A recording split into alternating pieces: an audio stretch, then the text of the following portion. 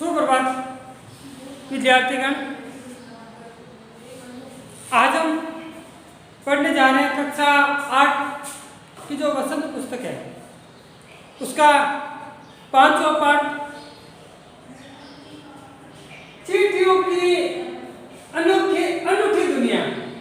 चींटियों की अनूठी दुनिया। इससे पहले हमने 4 पाठ पढ़ लिए।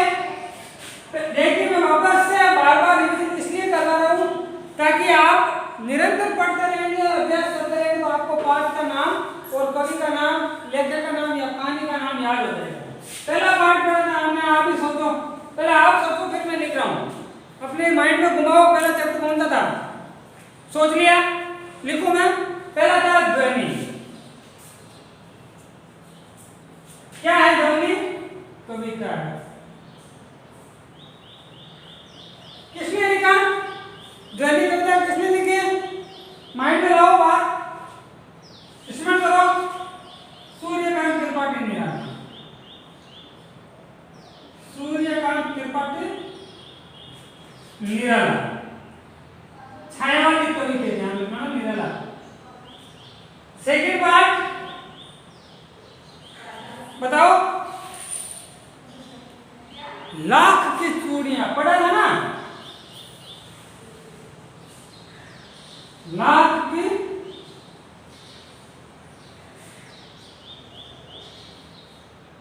चूड़ियां। क्या है लाख की चूड़ियां? कहानी है। क्या है? कहानी। कहानीकार कौन है?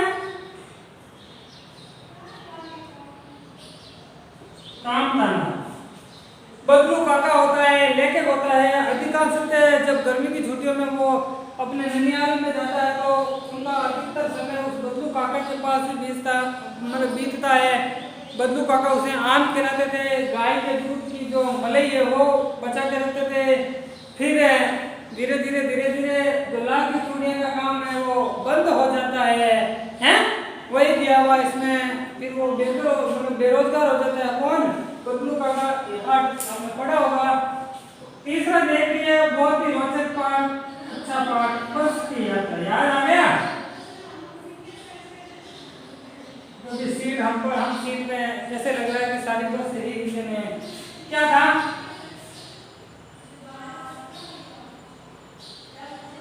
व्यंग्यात्मक लेख।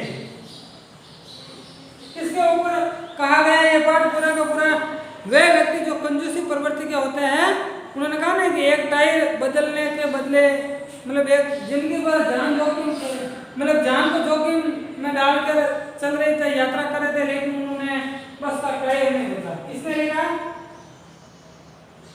हरि शंकर परसाई जी ने। और चौथा पाठ जो हमारा खत्म हुआ था, दीवानों की हस्ती।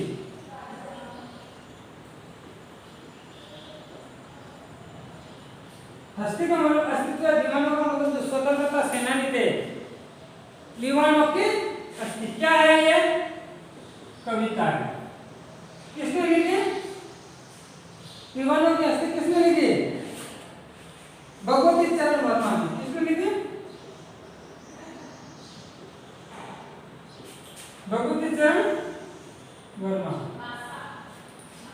हो गया ना पाठ? अब हम पढ़ते हैं ये पाठ, इधर आ जाएगा 5 नंबर। ये पाठ इधर हो जाएगा 5 नंबर। चींटियों की अनूठी दुनिया। आजकल तो आपको पता नहीं होगा, चींटी पहले समय में आपके माताजी पिताजी जब छोटे थे तब आपके दादाजी को पूछना, दादी जी को पूछना कि पहले फोन होते थे या नहीं होते, तब आपका जो वार्तालाप होता था, जो दूसरे लोग जो आपके दुनिया में मानो कहीं पर भी जो दूर दराज में जो लोग बैठे हुए थे वो आपस में वार्तालाप या आपस में संवाद कैसे करते थे? आज तो क्या फोन आ गया, वीडियो कॉल हो रहा है, उसमें सामने वाले की शक्ल दिखाई दे रही है, इधर वाले की शक्ल दिखाई दे रही है, मैसेज करते ही वहां पहुंच जाता है।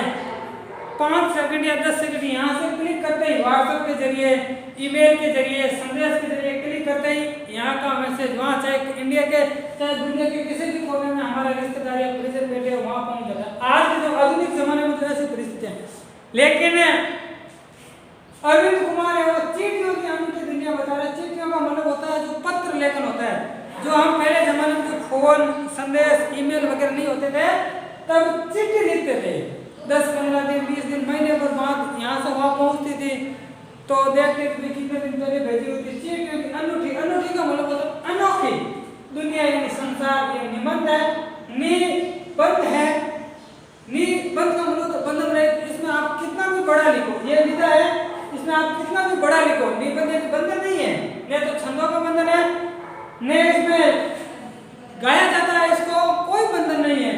और लेखक का नाम है अरविंद कुमार सिंह। प्रश्न आ सकता है चिट्ठियों की अनूठी दुनिया निबंध किसने लिखा? लेखक अरविंद कुमार सिंह ने। अरविंद कुमार सिंह ने कौन सा निबंध लिखा? चिट्ठियों की अनूठी दुनिया। इसका स्थान कोई नहीं ले सकता, इसका स्थान कोई नहीं ले सकता। आज फोन हो गया, कंप्यूटर हो गया, और भी ऐसे आधुनिक तम जो नए नए विज्ञान के आविष्कार ने और वैसे स्रोत खोज लिए, लेकिन चिट्ठियों का स्थान कोई नहीं ले सकते हैं। तो यही बोलता है चिट्ठियों का महत्व तो बताया इसमें। चिट्ठियों का जो महत्व है, इस पाठ का हम शुरू करने जा रहे हैं विधिवत रूप से। तो इस पाठ में क्या बताया कि फोन संदेश आदि पत्रों का स्थान नहीं ले सकते। इसका पहला ही प्रश्न हम यह बता रहे हैं कि चाहे फोन हो, संदेश आदि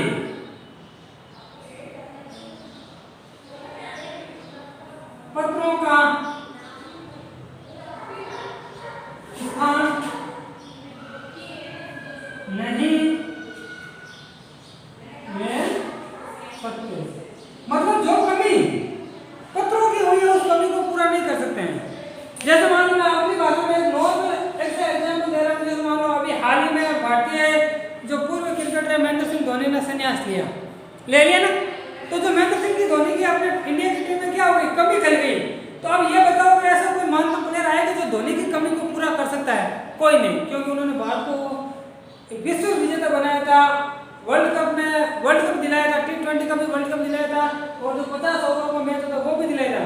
तो धोनी ने संन्यास ले लिया, अब उनकी कमी खल रही है टीम इंडिया में। तो हो सकता है किसी कोई पूरा कर सकता है टीम इंडिया में उनकी कमी, कभी नहीं कर सकता। तो वही बात है, वही इस पत्रों उसको इसी से जोड़ रहा हूँ। मैंने एक एग्जाम्पल दे दिया, तो उसको ये जोड़ना है कि जो चिट्ठियों का स्थान है अब नहीं ले सकते, फोन वगैरह ये उनकी कमी को पूरा नहीं कर सकते। अच्छा एग्जाम्पल था। तो आगे नहीं इस पार्ट को शुरू कर रहा हूँ, थोड़ा सा बढ़ेगी क्योंकि बड़ा हो गया, क्योंकि वीडियो मैंने पुरानी क्लास से आपको जोड़ा था इसलिए। पत्रों की दुनिया भी अजीबोगरीब है। अजीबोगरीब यानी होता है विचित्र, आश्चर्यचकित। पत्रों की दुनिया अजीबोगरीब है, पत्र लेखन की दुनिया। उसकी उपयोगिता हमेशा बनी रही है। उपयोगिता जब फोन संदेश भेजने के जो अन्य साधन नहीं थे ना, उस समय बहुत ही महत्वपूर्ण काम कर रही थी चिट्ठियाँ।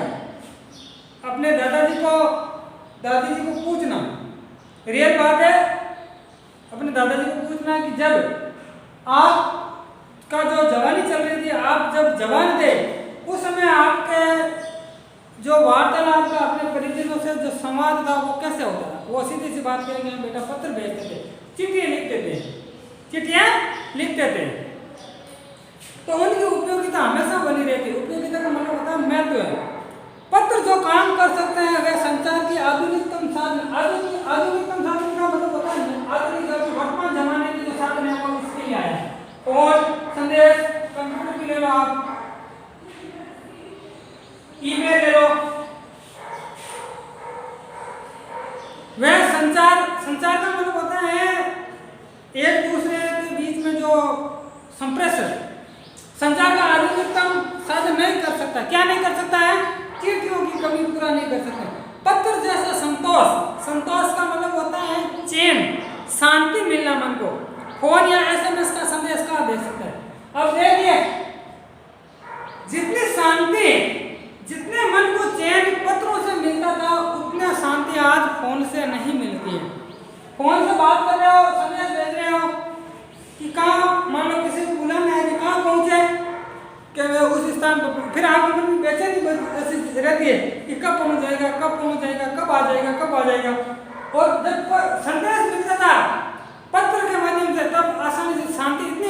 हाँ, जैसे मान लो कोई किसी का बेटा बॉर्डर पर देश की सेवा कर रहा है, उस समय फ़ोन के साधन फ़ोन नहीं होते थे, तो वहाँ से चिट्ठी आती थी, यहाँ पहुँचने में कम से कम 15-20 दिन लगते थे। आते तब पिताजी को इतना शांति होती, इतना सुकून मिलता कि मेरा बेटा सलामत है और सही तरीके से देश की सेवा कर रहा है। तो ये संतोष मिलता, उनके मन में इतनी आत्मा को इतनी शांति मिलती थी कि आप उस समय वो सबसे खुशनसीब इंसान होता था।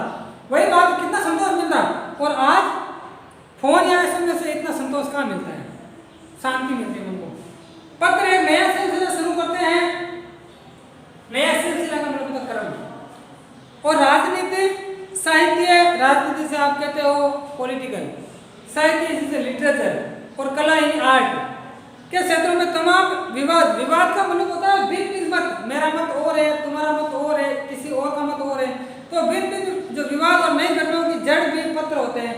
अब देखो आपको पॉलिटिकल की जानकारी कहाँ से मिलती है, अब तो फोन हो गए, लेकिन फोन में भी डाटा संग्रहण कहाँ से किया, बुकों से किया। जो पत्र थे, पत्रों से डाटा कलेक्ट करके उनको लिटरेचर बनाया, एक विधिवत रूप से बुक के निर्माण की, साहित्य बनाया, आर्ट बनाई, पत्रों पर केंद्रित है। और मानव सभ्यता के विकास में इन पत्रों की अनूठी भूमिका दी गई है। भूमिका में योगदान दिया है किसने, पत्रों ने। मानव को मानव किसने बनाया, मानव को मानव दुनिया में जो पत्र है उसने बनाया। मानव ने ज्ञान कहाँ से सीखा, पहले सबसे पहले पत्रों से सीखा। पत्रों पर जो लिखे हुए थे, जो लिपि थी, उनको समझने की कोशिश की। फोन तो आधुनिक साधन है। पत्रों का भाव सब जगह एक सा है, एक सा भाव है, यानी कैसा, संतोष प्रदान करना।